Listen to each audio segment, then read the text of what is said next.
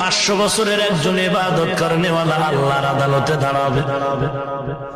আল্লাহ বলবেন জান্নাত চাও? বলে অবশ্যই। কিসের বিনিময়ে? আমার দয়া নাকি তোমার ইবাদত? আবিদ বলেন মালিক, আমার 500 বছরের ইবাদতের বিনিময়ে আমি জান্নাত চাই। আল্লাহ বলেন ও ফেরেশতা, বান্দার হাতটা ধরে সামন দিকে নিয়ে যাও। কিছু দূর নেওয়ার পর জাহান্নামের গরম হাওয়াটা শরীরে লাগবে, কলিজা শুকায় যাবে আর বলে পানি দাও। কলিজা শুকায় গেল, ছটফট করে পানি দাও। আল্লাহর এক রহমতের ফেরেশতা এক গ্লাস পানি নিয়ে বলবে পানি নাও। আল্লাহর বান্দা পানিটা যখন সামনে নিয়ে আসবে বলে পানি দাও। বলে বিনা পরিশ্রমে দেওয়া যাবে না। কি চাও? এক গ্লাস পানির বিনিময়ে কি চাও?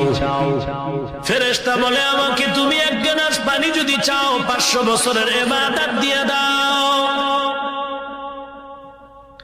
500 বছরের ইবাদত, এক গ্লাস পানির দাম। আল্লাহর বান্দা বলে জীবনটা বাঁচানো দরকার, ইবাদত পারলে পরে করব, আগে পানি দাও। এক গ্লাস পানি পান করতে গিয়া 500 বছরের ইবাদত দিয়া দিল।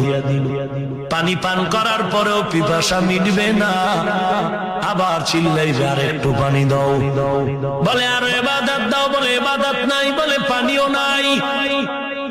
বান্দা এবার নত হয়ে সিজদায় পড়ে কাঁদবেন, হে মালিক, এক গ্লাস পানির দাম যদি